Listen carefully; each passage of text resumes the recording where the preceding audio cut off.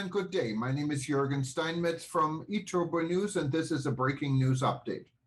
For more news updates and shows, please go to youtube.com/travel news group. youtube.com/travel news group. Here's our update. Boeing charged with 737 MAX fraud conspiracy to pay over $2.5 billion in fines. The Boeing company Boeing has entered into an agreement with the Department of Justice to resolve a criminal charge related to a conspiracy to defraud the Federal Aviation Administration's Aircraft Evaluation Group FAA-IG, in connection with the FAA-IG's evaluation of Boeing's 737 MAX airplane. Boeing, a U.S.-based multinational corporation that designs, manufactures, and sells commercial airplanes to airlines worldwide, entered into a Deferred Prosecution Agreement DPA in connection with a criminal information filed today in the Northern District of Texas. The criminal information charges the company with one count of conspiracy to defraud the United States. Under the terms of the DPA, Boeing will pay a total criminal monetary amount of over $2.5 billion, composed of a criminal monetary penalty of $243.6 million, compensation payments to Boeing's 737 MAX airline customers of $1.77 billion, and the establishment of a $500 million crash victim beneficiaries fund to compensate the heirs, relatives, and legal beneficiaries of the 346 passengers who died in the Boeing 737 MAX crashes of Lion Air Flight 610 and Ethiopian Airlines Flight 302. The tragic crashes of Lion Air Flight 610 and Ethiopian Airlines Flight 302 exposed fraudulent and deceptive conduct by employees of one of the world's leading commercial airplane manufacturers, said Acting Assistant Attorney General David P. Burns of the Justice Department's Criminal Division. Boeing's employees chose the path of profit over candor by concealing material information from the FAA concerning the operation of its 737 MAX airplane and engaging in an effort to cover up their deception. This resolution holds Boeing accountable for its employees' criminal misconduct, addresses the financial impact to Boeing's airline customers, and hopefully provides some measure of compensation to the crash victims' families and beneficiaries. The misleading statements, half-truths, and omissions communicated by Boeing employees to the FAA impeded the government's ability to ensure the safety of the flying public, said U.S. Attorney Aaron Neely Cox for the Northern District of Texas. This case sends a clear message: the Department of Justice will hold manufacturers like Boeing accountable for defrauding regulators, especially in industries where the stakes are this high. Today's Deferred Prosecution Agreement holds Boeing and its employees accountable for their lack of candor with the FAA regarding MCAS, said Special Agent in Charge Emerson Bui Jr. of the FBI's Chicago Field Office. The substantial penalties and compensation Boeing will pay demonstrate the consequences of failing to be fully transparent with government regulators. The public should be confident that government regulators are effectively doing their job, and those they regulate are being truthful and transparent. We continue to mourn alongside the families, loved ones, and friends of the 346 individuals who perished on Lion Air Flight 610 and Ethiopian Airlines Flight 302. The Deferred Prosecution Agreement reached today with the Boeing Company is the result of the Office of Inspector General's dedicated work with our law enforcement and prosecutorial partners, said Special Agent in Charge Andrea M. Kropf, Department of Transportation Office of Inspector General. OIG Midwestern Region. This landmark Deferred Prosecution Agreement will forever serve as a stark reminder of the paramount importance of safety in the commercial aviation industry, and that integrity and transparency may never be sacrificed for efficiency or profit. As Boeing admitted in court documents, Boeing, through two of its 737 MAX flight technical pilots, deceived the FAA-IG about an important aircraft part called the Maneuvering Characteristics Augmentation System MCAS that impacted the flight control system of the Boeing 737 MAX. Because of their deception, a key document published by the FAA-IG lacked information about MCAS, and in turn, airplane manuals and pilot training materials for U.S.-based airlines lacked information about MCAS. Boeing began developing and marketing the 737 MAX in or around June 2011. Before any U.S.-based airline could operate the new 737 MAX, U.S. regulations required the FAA to evaluate and approve the airplane for commercial use. In connection with this process, the FAA was principally responsible for determining the minimum level of pilot training required for a pilot to fly the 737 MAX for a U.S.-based airline, based on the nature and extent of the differences between the 737 MAX and the prior version of Boeing's 737 airplane, the 737 Next Generation NG. At the conclusion of this evaluation, the FAA published the 737 MAX Flight Standardization Board Report (FSB) report, which contained relevant information about certain aircraft parts and systems that Boeing was required to incorporate into airplane manuals and pilot training materials for all U.S.-based airlines. The 737 MAX FSB report also contained the FAA's differences training determination. After the 737 MAX FSB report was published, Boeing's airline customers were permitted to fly the 737 MAX. Within Boeing, the 737 MAX flight technical team, composed of 737 MAX flight technical pilots, was principally responsible for identifying and providing to the FAA all information that was relevant to the FAA in connection with the FAA's publication of the 737 MAX FSB report. Because flight controls were vital to flying modern commercial airplanes, differences between the flight controls of the 737 NG and the 737 MAX were especially important to the FAA for purposes of its publication of the 737 MAX FSB report and the FAA's differences training determination.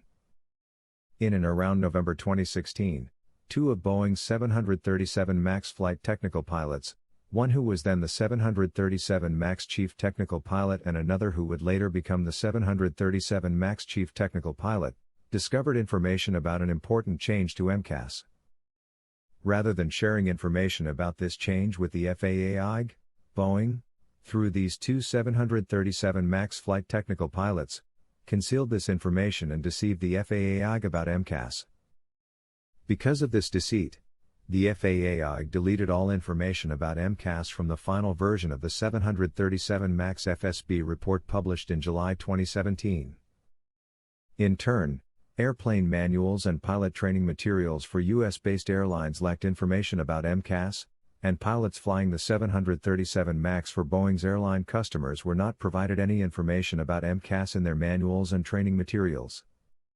On October 29, 2018, Lion Air Flight 610, a Boeing 737 MAX, crashed shortly after takeoff into the Java Sea near Indonesia.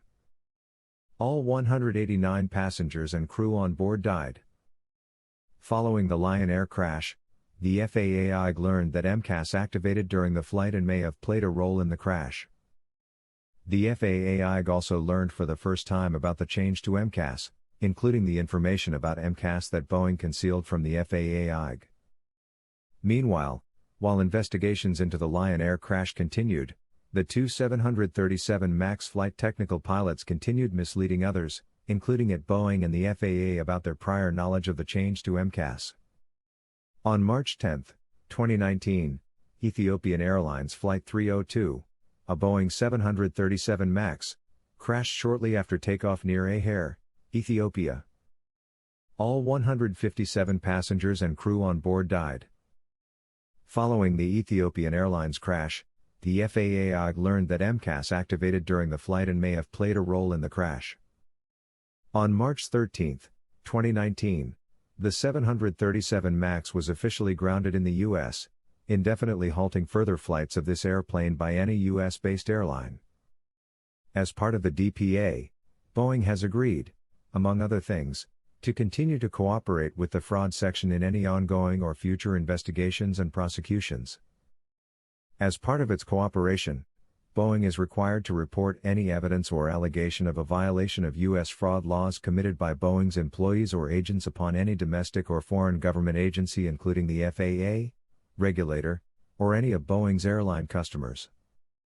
In addition, Boeing has agreed to strengthen its compliance program and to enhanced compliance program reporting requirements, which require Boeing to meet with the fraud section at least quarterly and to submit yearly reports to the fraud section regarding the status of its remediation efforts, the results of its testing of its compliance program, and its proposals to ensure that its compliance program is reasonably designed, implemented, and enforced so that it is effective at deterring and detecting violations of U.S. fraud laws in connection with interactions with any domestic or foreign government agency, including the FAA, regulator, or any of its airline customers.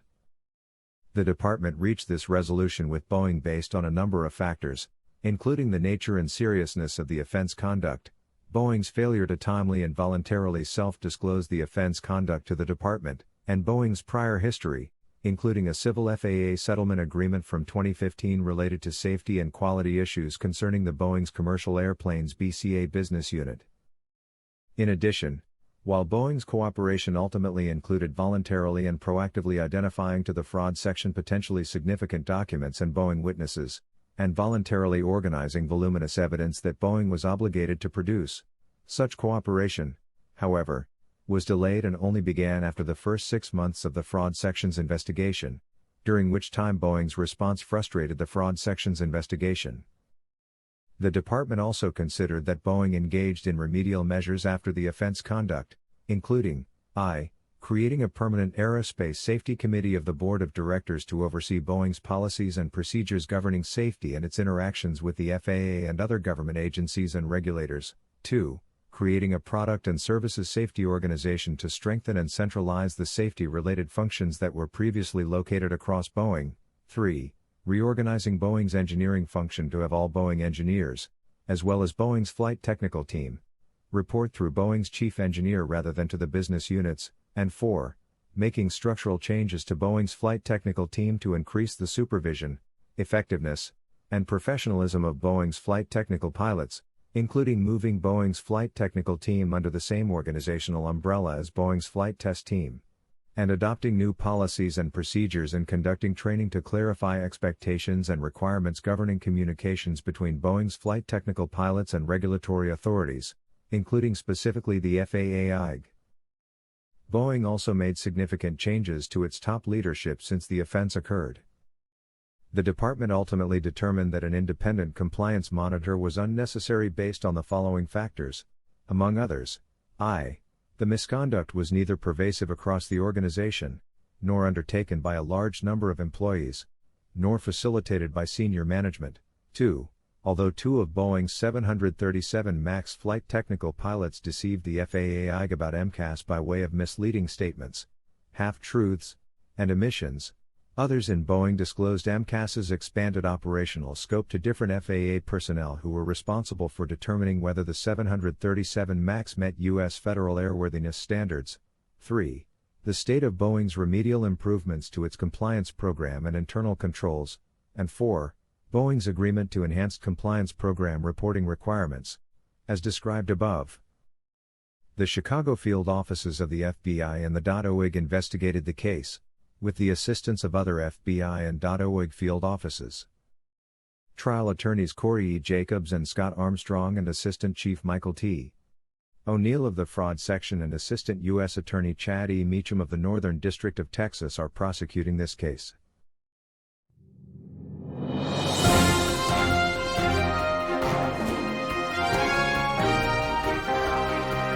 Thank you for listening to our news update. There's more on youtube.com/travel news group, or you can read us, of course, in going to our news portal at eTurboNews.com or travelnews.online.